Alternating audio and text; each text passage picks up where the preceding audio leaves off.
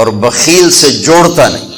ایک دفعہ شیطان نے ایک بنی اسرائیل کا واقعہ، ایک آدمی سے ملاقات کی تو اس نے کہا شیطان سے ایک راز کی بات تو بتا دے۔ کہنے لگا کیا؟ کہ تیرے یار کون ہیں، تجھے پسند کون؟ کہنے لگا تین مجھے بڑے پسند، ایک جو شراب پیتا ہو، نشہ کرتا ہو، ایک جو غصے والا ہو، قابو نہ کرتا ہو، ایک جو بخیل ہو، کسی پہ خرچ نہ کرتا ہو۔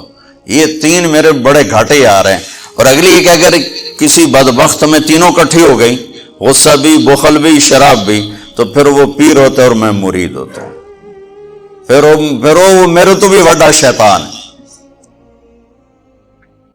تو پہلے آپ لوگ ان تاجروں کو سچائی سکھائیں، دیانتداری سکھائیں، سخاوت سکھائیں، اللہ کے لیے قربانی دینا سکھائیں کہ اللہ نے روک دیا، ختم۔ اللہ نے کہا یہ کام نہیں کرنا، ختم۔ سود نہیں کرنا، ختم۔ جھوٹ نہیں بولنا، ختم۔ دھوکہ نہیں دینا، ختم۔ سچائی دیانتداری پہ جمنا ٹھیک ہے، جاتا ہے تو جائے، آتا ہے تو آئے، رزق تو اللہ کے خزانوں میں ہے۔ اس معاشرے کے ساتھ یہ نسل اگر چلے گی تو وہی کرے گی جو یہ کر رہے ہیں۔ پھر آپ لوگوں کے پاس بھی جمع تفریق ہی ہے، جمع تفریق، جمع تفریق، جمع تفریق۔ ان کے سارے دماغ جمع تفریق میں کھپ جاتے ہیں، انہیں پتہ ہی نہیں میرا نبی کون تھا، کیا تھا، کبھی سنتے ہی نہیں ہمارے نبی کون تھے، کیا تھے۔ تو راہبری کا حق لے کر تو وہ تشریف لائے تھے جنہوں نے سچائی سکھائی، دیانتداری سکھائی، محبت سکھائی، حیا کو سکھایا، پاک دامنیوں کو سکھایا، سخاوت کو سکھایا۔ حضرت علی سے کسی نے پوچھا کوئی حسرت، حضرت علی سے کسی نے کوئی حسرت، کہنے لگے جتنا علم تھا اتنا کسی نے لیا نہیں، جتنی سخاوت تھی اتنا کسی نے مانگا نہیں، جتنی سخاوت تھی اتنا کسی نے مانگا نہیں۔ یہ دو حسرت ہیں میرے دل۔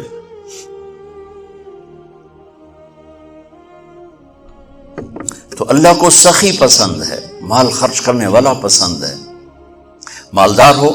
اچھا ایک ہوتا ہے بخیل، اللہ کہتا ہے بخیل جہنم کے قریب، اللہ سے دور، لوگوں سے دور، جنت سے دور۔ سخی اللہ کے قریب، جنت کے قریب، لوگوں کے قریب، جہنم سے دور، اللہ کا پیارا۔ جب بنی اسرائیل نے بچھڑے کی پوجا کی تو اللہ نے کہا سب کو قتل کرو، سارے۔ جب سامری پکڑا گیا جس نے شروع کروائی تو اللہ تعالیٰ نے اس سے سفارش کی، اے موسیٰ سامری کو چھوڑ دے۔ کہا یا اللہ سامری کو چھوڑ دوں؟ اسی نے تو بچھڑا بنایا، اسی نے تو یہ شرک کروایا، تو کہتا سامری کو چھوڑ دوں؟ تو پتہ ہے اللہ نے کہا موسیٰ یہ کمبخت سخی ہے اور سخی کو قتل کرنا مجھے اچھا نہیں لگتا، میں نے آپ ہی مار دے گا، تو اس کو چھوڑ دے۔ اس کا کفر تھا، نفاق تھا، لیکن سخاوت اس کو قتل سے بچا گئی۔ تو مالدار اس اللہ نے زکوٰۃ ادنا درجہ ہے، زکوٰۃ ادنا درجہ ہے سخاوت کا۔ زکوٰۃ دینے سے آدمی بخیلوں سے نکل آتا ہے اور سخیوں میں داخل نہیں ہوتا، بین بیچ میں آ کے کھڑا ہو جاتا ہے۔ اس پر بخیل کا لیبل بھی نہیں اور اس پر سخی کا لیبل بھی نہیں، درمیان میں آ جاتا ہے۔ ایک دفعہ خسرو پرویز کے دربار میں نا ایک مچھیرا مچھلی لے کر آیا، اس کو بڑی اچھی لگی، انہوں نے کہا اس کو 4000 درہم دے دو، کہیں 4000 دینار دے دو۔ تو جب وہ اس کو دیے تو اس کی بیوی شیری نے اس کے کان میں کہا اتنی بڑی دولت تو نے مچھلی پر دے دی، تو خزانہ خالی ہو جائے گا، یہ مچھلی واپس کرو اور پیسے اس سے لو۔ تو خسرو پرویز نے کہا میں اتنا بڑا بادشاہ ہوں، مجھے شرم آتی ہے میں اس سے پیسے واپس لوں، میں نہیں لیتا۔ وہ کہنے لگی میں تمہیں طریقہ بتاتی ہوں، تم اس کو بلا کے پوچھو یہ مچھلی نر ہے یا مادہ، وہ کہے گا نر ہے تو تم کہنا ہمیں مادہ چاہیے تھی، واپس لو ہمارے پیسے دو۔ وہ کہے گا یہ مادہ، تم کہنا ہمیں نر چاہیے تھا، پیسے واپس۔ ٹھیک، انہوں کو بلایا، ہاں بھائی یہ مچھلی نر ہے یا مادہ؟ کہ حضور خسرا نہ نر ہے نہ مادہ ہے۔ 4000 اور دے دو، بیچ کی چیز۔ میں نے کہا نا زکوٰۃ دینے والا سخی نہیں ہوتا، سمجھ رہے ہو؟ زکوٰۃ دینے والا بخیل بھی نہیں ہوتا، سخی بھی نہیں ہوتا، بخیلوں سے نکل جاتا ہے، سخیوں میں انٹر نہیں ہوتا۔ 2.5 روپے پر 1 پیسہ بھی زیادہ کر دے تو سخیوں میں نام آ جائے گا، سخیوں میں نام آ جائے گا۔ پھر سخاوت کی حد کوئی نہیں ہے۔ انہوں نے کہا حضور یہ تو بیچ کی چیز ہے، خسرا ہے۔ اس نے کہا 4,000 اور دے دو۔ تو شیری کو تو بڑا غصہ چڑھ گیا، 8,000 اس کی تو 7 پشتوں کو کافی تھا۔ تو 1 دینار گر گیا تو اس نے وہ اٹھا لیا۔ تو اس کی بیگم نے کہا دیکھا یہ کم وقت کتنا لالچی ہے، تم نے اس کو اتنا دیا، اس کی 7 پشتوں کو کافی، 1 دینار گرا وہ بھی اٹھا لیا، کہ اس کے واپس لو نہ قدر ہے۔ انہوں نے کہا آ جا، اور تجھے میں نے اتنا دے دیا، 1 دینار گر گیا تھا تو کیوں اٹھایا؟ کہا حضور اس پہ آپ کے نام کی مہر تھی، کسی کا پاؤں پڑ جاتا تو بے ادبی ہوتی، میں نے اس لیے اٹھایا لیا۔ انہوں نے کہا 4,000 اور دے دو۔ تو بچوں ان تاجروں سے کہتا ہوں سخاوت سیکھو، پہلے یہ سچائی سیکھیں، پہلے یہ دیانتداری سیکھیں، پہلے یہ اللہ کو رب مان کر اپنی بنیادوں کو، اپنی تجارتوں سے سود نکالیں، جھوٹ نکالیں، 2 رجسٹر نکالیں، دیانتداری پر چلیں۔ اللہ کی قسم زمین آسمان کے دروازے اللہ تعالیٰ کھول دے گا۔ اور غریبوں پر خرچ کریں کہ اللہ تعالیٰ کو پسند ہے۔ اللہ چاہتا تو سب کو مالدار بنا دیتا، بعض کو بعض کا حاجت مند بنایا کہ اللہ کو دینا پسند ہے، اللہ پاک کو محبوب ہے سخاوت۔ ایک صحابی آئے، یا رسول اللہ ضرورت مندوں کو میری مدد فرمائیں۔ تو آپ نے فرمایا ابھی تو میرے پاس ہے نہیں۔ اس نے کہا تو میں لے لیتا ہوں کسی سے، پھر آپ میری جگہ بھر دینا۔ آپ نے کہا ہاں ٹھیک۔ تو حضرت عمر پیچھے سے بولے یا رسول اللہ یہ کیا بات ہوئی، آپ کے پاس ہے آپ خرچ کریں، آپ کے پاس ہے نہیں اور آپ اس طرح لوگ آپ کے نام پہ قرضے اٹھائیں پھر آپ دیتے پھریں، یہ نہیں کرنا چاہیے۔ تو پیچھے سے ایک اور صحابی تھے عبداللہ بن حذیفہ، ان کا یا رسول اللہ انفق ولا تخش من ذی العرش خلالا، یا رسول اللہ خرچ کریں اور عرش والے سے تنگی کا ڈر نہ کریں۔ تو آپ مسکرائے، آپ نے کہا مجھے اللہ نے اسی بات کا حکم دیا ہے کہ میں خرچ کروں اور عرش والے سے تنگی کا ڈر نہ کروں۔ بہرحال بچوں سچ سیکھو، یہ تمہاری، میں درد سے کہتا ہوں کہ ہمارے تعلیمی ادارے نہیں ہیں، کاروباری ادارے ہیں۔ یہ بچوں کو علم نہیں دے رہے، اور تم بھی کوئی طلبہ نہیں ہو، تم بھی ڈگری والے ہو، تمہیں ڈگری چاہیے یا نوکری چاہیے، میں تجھے انگوٹھے چھاپو۔ تمہیں علم کا شوق نہیں، انہیں دینے کا شوق نہیں، انہیں بھی کمائی کا شوق ہے اور تمہیں صرف جاب اور ڈگری کا شوق ہے۔ نہ تم میں کوئی علم والا ہے، نہ وہ عشق میں رہی گرمیاں، نہ وہ حسن میں رہی شوخیاں، نہ وہ غزنوی میں تڑپ رہی، نہ وہ خم ہے زلف ایاز میں۔ دینے والوں کو دینے کا شوق نہیں، لینے والوں کو لینے کا شوق نہیں۔